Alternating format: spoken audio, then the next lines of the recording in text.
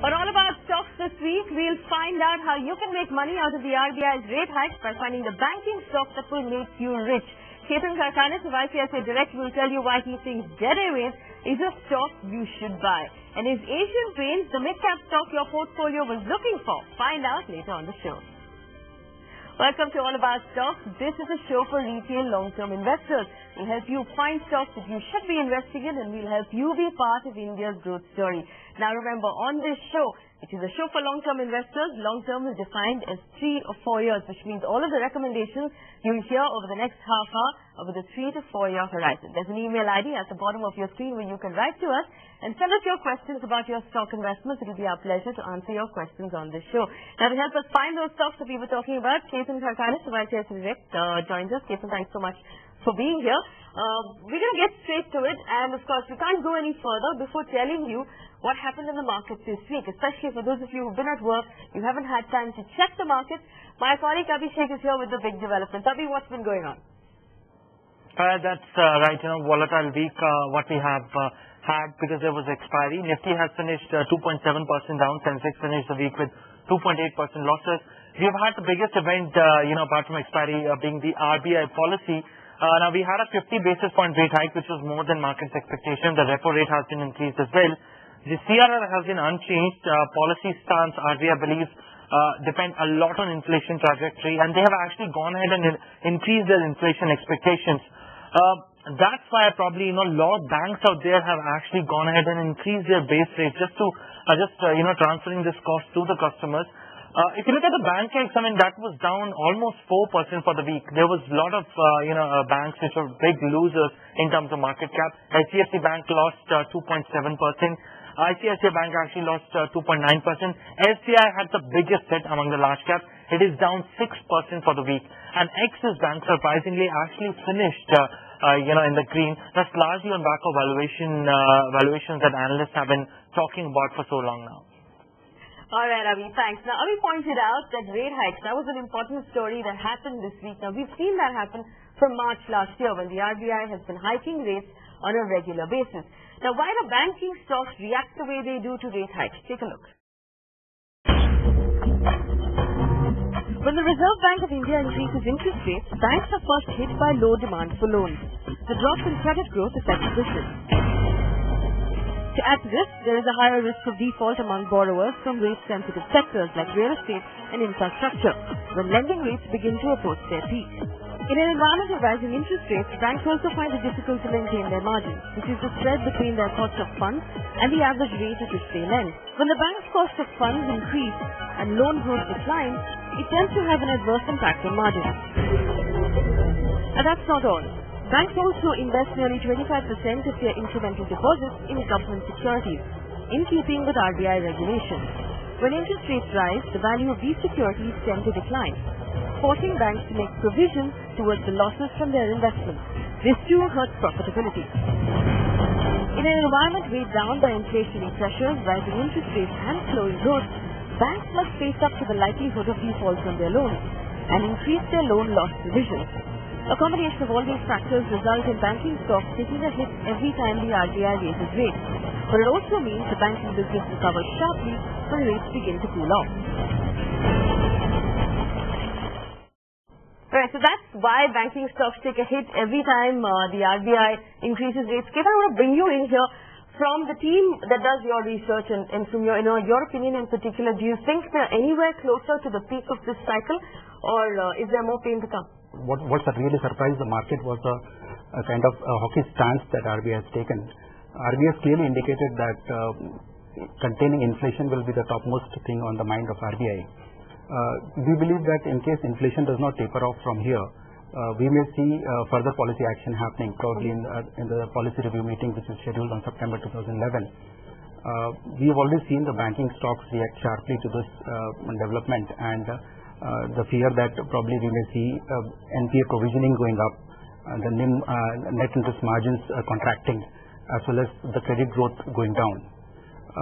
We believe that in the next couple of quarters, we are likely to see the banking sector is likely to be subdued, and we think that this is an excellent opportunity for long-term retail investors to look at quality frontline stocks like HDFC Bank or Axis Bank. See, I'm going to pick up HDFC Bank first. You said HDFC Bank makes sense for retail investors right now, but we are looking at the next couple of quarters at least. It's going to be tough for these banks. Their margins are going to be under pressure. Growth is going to be under pressure for them from the credit growth point of view. So, do you think that this is the right time to buy? Should an investor maybe wait a couple of months? Will HDFC Bank be cheaper in the next couple of months, next couple of quarters? See, HDFC has been a model kind of a bank on most of the banking parameters. If you look at the track record of HDFC Bank for the last 25 quarters, the bank has posted CAGR growth of 34% quarter on quarter. So obviously the bank has seen multiple cycles of rate hikes, and it has lived through this. The bank, we expect that probably in the next 2 quarters, the banking stocks are likely to be subdued and likely to underperform the indices. But I think it is always difficult to capture the bottom of the particular stock. We would recommend a staggered approach in buying these banking stocks, probably through a SIP route. I want to bring up Axis Bank. You also talked about Axis Bank. Now, when we talk about HDFC and Axis Bank, what sort of a time horizon do you think an investor should have when they're considering a stock like this? If I say buy both of these stocks over the next 6 months in a staggered fashion, for how long should I hold it, and what kind of return should I expect from this sort of an investment? See, Axis Bank also has an excellent base of CASA deposits, and it is, as I said, it will be difficult to really time the particular stock at the bottom. But if we see a further rate hike, we may see some more sell-off happening in the banking sector. And I think that should be an ideal time to look at these stocks. And I firmly believe that if you look at these kind of frontline banking stocks from a 3 to 5 years perspective, it is very difficult to go wrong on these stocks. And what's your expectation from in terms of growth for both of these banks, the CAGR growth over the next couple of quarters of the next year? See, we expect that both banks will log in like a top line growth of more than 25%. Okay, a 25% growth from both of these banks. That's what Ketan said. Remember, he did say that we might see, like the RBI indicated this week, we might see further rate hikes if inflation doesn't come down, which means that these banking stocks are going to be under pressure for some time to come. So he said either buy them at dips or buy them in a staggered SIP fashion, which would probably make sense for you and me as retail investors.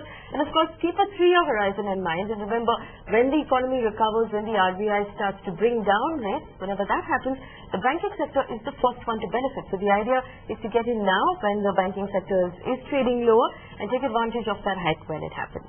Now, since we are talking about what happened this week, there's something else you should know. Now, the SEBI board had a meet on Thursday, and it passed new regulations that make stock market investing simpler for you and me as retail investors. Now, this is basically what the SEBI chairman announced on Thursday. He said IPO and DMAT forms are going to be simpler. Now, earlier, when you open a DMAT account, that form required about 50 signatures. That's going to be brought down to 1 signature, but that doesn't mean you shouldn't be reading all that fine print before you sign. Also, disclosures and information from mutual fund companies and IPO managers will be easier for us to understand. You also now have a uniform KYC for all equity investments. And apart from that, mutual fund agents will now be able to charge you a transaction fee of 100 rupees, which means they will be keener in coming to you and selling you a mutual fund product. Let's listen in to what UK Sinha, the SEBI chairman, had to say. The second set of decisions taken by the SEBI board today are with regard to how to make the life of a retail investor easy and simple, how to make things very easy for him so that he can transact in the market. In that direction, I will broadly state that there are 3 important areas on which decisions have been taken. The first is with regard to having a uniform and simplified know your customer requirement. A KYC registration authority will be allowed to be registered. SEBI will have a regulation for registering KYC regulation authority. And one of the requirements is that these authorities will have interconnectivity. That was UK Sinha, the chairman of SEBI, telling us how he is working at making the equity market easier for retail investors like you and me. A quick recap on what we talked about. Ketan telling us that banking is going to be under pressure for the next couple of quarters, but he thinks that HDFC Bank and Axis Bank make good buys right now for retail investors. We're going to slip into a quick break. On the other side, we talk about Jet Airways, and Ketan will tell us why he thinks it should be part of our portfolio. That's on the other side of this break. Stay with us.